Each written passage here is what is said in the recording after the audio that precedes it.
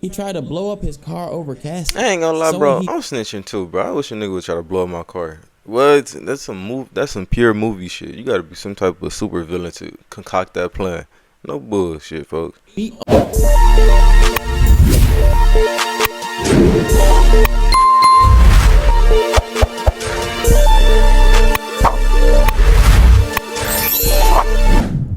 Yo, what it do, YouTube, man? I'm not want to waste time, so I'm gonna get straight into it. You feel me?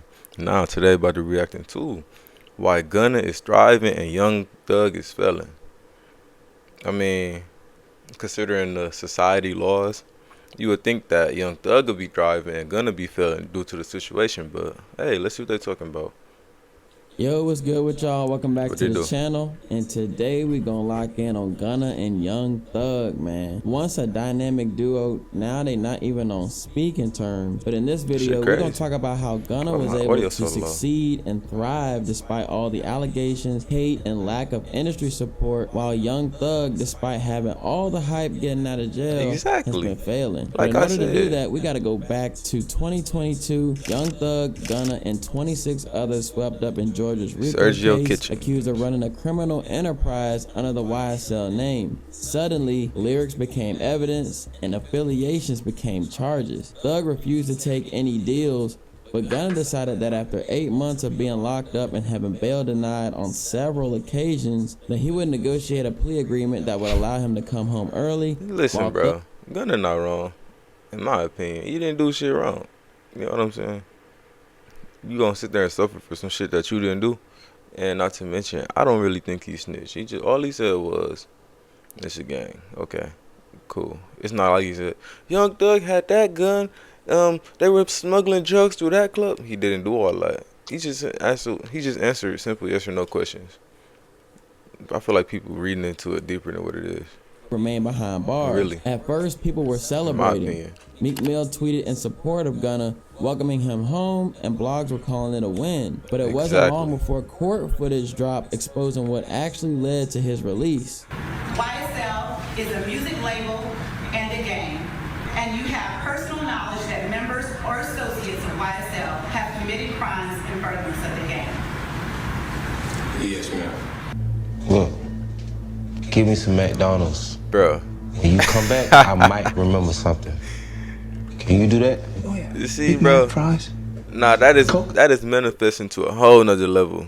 That is manifesting to a whole nother level. This shit is crazy, bro. Done. Gunna did the unthinkable. The narrative flipped instantly. People started labeling Gunna as a rat and began getting trolled for saying yes ma'am on the stand. I don't want it, man. You can't be in the city doing all that ratting and shit. Meek eventually deleted his tweet and things started going downhill quickly for Gunna. But here's the thing. Gunna never testified against Thug, never took the stand in his case, and never mentioned Thug's name in court. And yet his name got run through the mud like he was the main reason Thug was in jail. Gunna released a public statement to his Instagram after receiving so much backlash. While I have agreed to always be truthful, I want to make it perfectly clear that I have not made any statements, have not been interviewed, have not cooperated, have not agreed to testify to be a witness for or against any party in the case, and have absolutely no intention of being involved in the trial process in any way. I've chosen to end my own RICO case with an Alford plea and end my personal ordeal by publicly acknowledging my association with YSL. Motherfuckers sign plea deals every day. And I see it like this. Y'all did all that bashing on Gunna for taking a plea deal just for Thug to take a plea deal a couple years later. Bro, y'all backwards as hell, bro. I ain't gonna lie. Plea in my case is the entry of a guilty plea to the one charge against me, which is in my best interest, while at the same time maintaining my innocence toward the same charge. An Alford plea means he didn't admit guilt, but agreed there was enough evidence to convict him.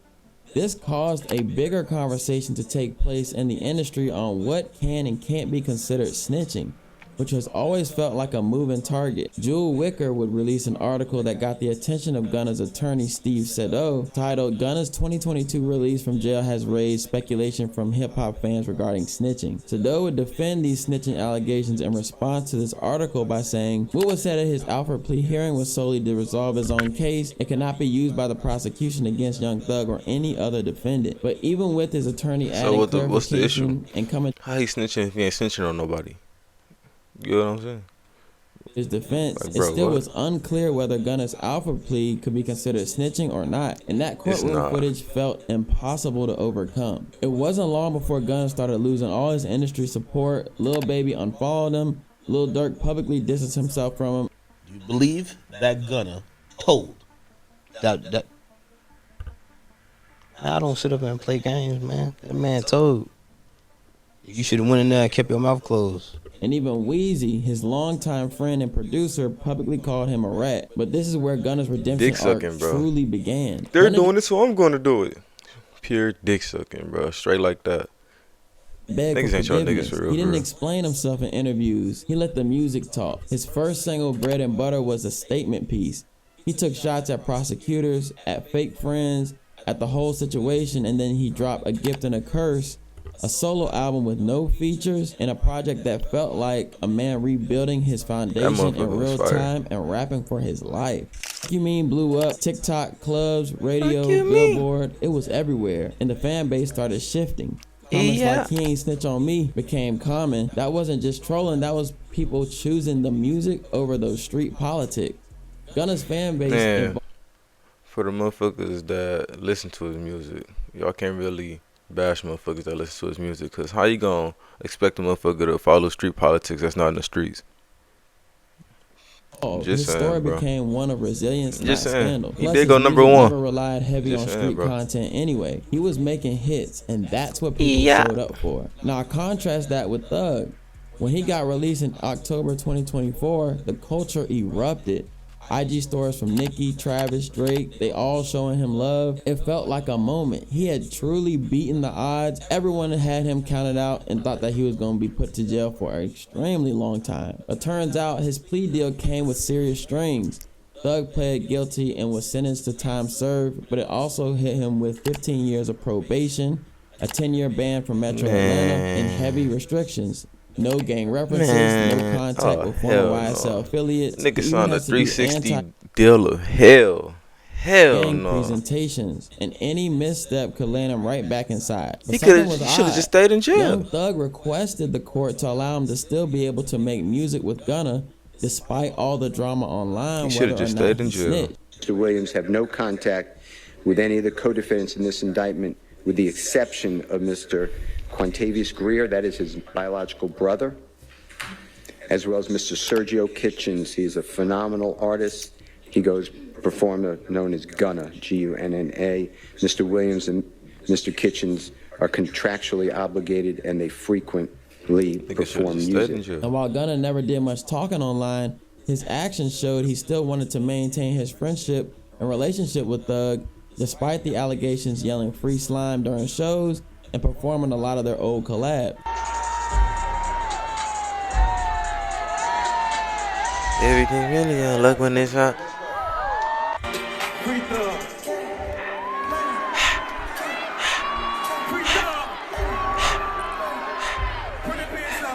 But that dynamic shit was shifted when fire. Thug tweeted just 1 month after his release, "Gunna, stop acting like we friends on the internet. I don't know you, my guy." That tweet hit different. It was the first time Thug made it clear that whatever relationship they had was done. There was no more speculation. Instead of Thug dropping music out the gate, he just tweeted. In fact, the only way to get anything from Thug was to go on Twitter, not Spotify, not I Apple feel so Music. good. Free push. It would take until March, 5 months after his release, to finally mention anything about music, saying, "Y'all motherfuckers gonna have to beg me to drop this shit, no kizzy." On Tuesday, April 1st, now 6 months after his release, Thug posted a picture of the DA's investigator calling her a liar, risking another violation. They argued that it Stupid. endangered a protected witness and violated terms.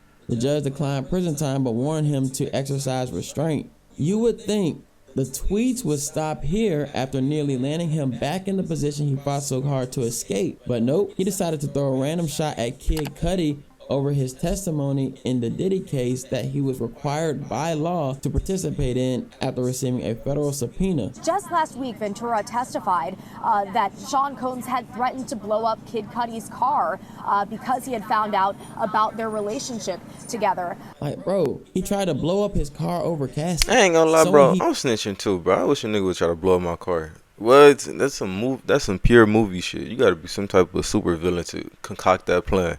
No bullshit, folks. Be on camera for the world to see. Read the room. People wanted music, not messy tweets. Thug was released in October, and it would be a long 6 months before he would eventually release his single Money on Money featuring Future. An unimpressive introduction to this new era of Young Thug. This release fell flat and barely crept into the top. Was that song good, chat? I ain't listened to it. Scuddy was supposed to be the big return. Instead, he's been unable to build an ounce of hype around his music, with fans on Reddit saying he lost it. People questioning if the fire is even there. For someone who once defined Atlanta's sound, this was a scary fall from grace. You see, Gunna's blow up has been deeper than just the music. After getting out, he slimmed down, stayed quiet, and focused on his health and growth. Gunna also quietly covered up his jail really changed this nigga for the better. I'm glad I paused right here. Look at this shit. The left is before. Ain't that before? Nah. They both after jail. Nigga used to be fat as shit, drugged up. Changed his life for the better. Jail changed him for the better. Tattoo. No rant, no drama, just a clean break. And that didn't sit right with Thug, who jumped into the comments saying, I mean, he did say it should end, LOL, referring back to the court footage of Gunna on the stand. Another tweet, another delete. But at that point, the message was loud. Thug was watching Gunna closely, and it's eating at him. Meanwhile, Gunna never responded, not even once. No subtweets, no sneak silence is the best way to kill a motherfucking hater. For anybody that's out there struggling with haters, silence is the best way to kill a hater. Straight like that, bro. More music. The proof is in the pudding. Look at like Gunna. Someone who already made peace with the fallout. Like someone who accepted that the old chapter is over and he's not begging to come back. But on Thug's end, it's like he's stuck. And honestly, this Reddit post said it best. For Thug to be this hot over Gunna tells me he knows Gunna would be just fine without him. And it bothers him. Now, to be fair, Thug brought Gunna into the game. He helped shape him, made space for him in YSL, and gave him a lane. So from Thug's perspective, this wasn't just industry beef. It felt like betrayal on a personal level, like someone he considered a brother might have played a role in him getting locked up. Look how fat he was. Even though the legal facts don't support that idea, since Gunna never actually testified against him, it's not easy for Thug to look past that courtroom footage. We as fans can separate the music from the street politics, but for Thug, that moment was unforgivable. Still, what's undeniable in this, Gunna has survived everything that should have crushed him. Industry blackballing, internet hate, snitch allegations, and somehow he's the one thriving. Thug is watching what happened in real time, and it's hard for him to accept. He's trying to force these outdated street rules. And why did he get through this shit? Because he stayed down, he was quiet, and he focused on himself. And it's showing. You know what I'm saying? The universe has a funny way or a weird way of rewarding those who strive for better within themselves. I'm just saying, man. At the end of the day, this whole saga stopped being about who snitched and started being about who seized the moment and delivered. People are riding with Gunna because the music's hitting. Simple as that. Bread and Butter hit. A Gift and a Curse hit. You mean hit. It took over the culture. The memes, the TikToks, the sold out shows. Yeah. It's not because people forgot what happened. It's because they've moved on. They see an artist who was isolated by the industry but owned his moment and bounced back a better artist for it. Gunna never leaned into the drama. He leaned into growth. He gave people something real, and now he's reaping the benefits. Meanwhile, Thug, he's struggling to catch that same wave. His attempts to drag Gunna back into the mud have fallen flat. His sneak disses feel bitter. His album rollout feels uninspired. Damn, Thug beat Rico and came out lame. But every drop or preview since his release has felt underwhelming. People don't want to hear drama, they want to hear hits. They want growth. And unless Thug locks in and delivers that, he's at serious risk of watching the culture move on without him. And now things are coming full circle. Gunna's already teasing the last one, his final album under YSL. It's a subtle but symbolic move. That's fire. The title alone feels like a message, like he's tying up that last loose end before fully walking away from the past. Then he ain't even gotta deal with that shit no more. He ain't dealing with it now, but now Thug really gonna be talking at it, so yeah. Pressed for this moment, rumors are going around that Thug may finally be ready to drop his comeback album around the same time. This could get very interesting if Thug decides to compete with Gunna and drop on his date, something that was rumored to happen He don't want to do that behind bars, but it was difficult to confirm whether it was real or AI generated. He don't want to do that. This surprise album on the same day Buddy dropped his album. That shit coming up soon. I need a verse from you. If you feel like replying, if you feel like you want to reply to what they're saying or something, that ain't AI. Don't do it. Drop it on my album. I'm dropping a surprise album on the same day that dropping. Send your verse in, bro. I want you and Wham on the same song. Send your verse in. I feel like that's not AI because he's stuttering too good for that to be an AI. AI would be kind of chippy and trying to be perfect, sound perfect. This is not AI. Was originally referring to the Business Business album that Thug dropped behind bars, but he could be looking to do something like this again considering he never went through with it. Whether he decides to drop on the same day or not, what's clear is that they are on two completely different paths leading into their upcoming album. Gunna walked out of jail skinny, sharp, and refocused. Indeed. Thug came out bloated, bitter, and unfocused, literally and metaphorically. And honestly, that contrast says everything about where their careers are headed right now. One is ascending, the other is descending. But I'll end with this. Thug is still one of the most talented artists of our time, no question. But he's not creating under the same conditions anymore. Every lyric, every post, every move is under a microscope. But I understand, rap lyrics. I understand how it could be twisted. I understand what it could do to the mind of people. I understand all that, and I promise you I'm 100% changing that. It's just... How you gonna eat I'm them, older, my boy? I'm grown now, and it's just like I'm smarter. It's more things to rap about. Like I've experienced a lot of good things. I experienced more bad things, but I experienced a lot of good things too. And anyway, I can go forever. If there was ever a moment for him to grow, it's now. And honestly, he might need to take a page out of Gunna's book. Lock in, get focused, tighten up mentally and physically. Let the music do the talking, not the tweets. Because the culture's moving forward, and if Thug keeps clinging on to the past, he may just get left behind. Drop a comment and let me know your thoughts below. I'll catch you on the next one. Honestly, like he said, I agree with him 100%. Gunna came out sharp and fit. Thug came out bloated and fat. And their physical beings, like their physical features, basically showing, it's representing what their career looking like on both aspects. And I'm gonna say it. I said it once. I'm gonna say it again. The universe has a weird way of awarding those who wants to do better for themselves, and not actually trying to do better for themselves. But hey, let me know what y'all think down in the comments below. Did Gunna snitch? He didn't snitch. I think he didn't snitch. But let me know what y'all think, and I'm gonna catch you niggas in the next one. Yes, sir.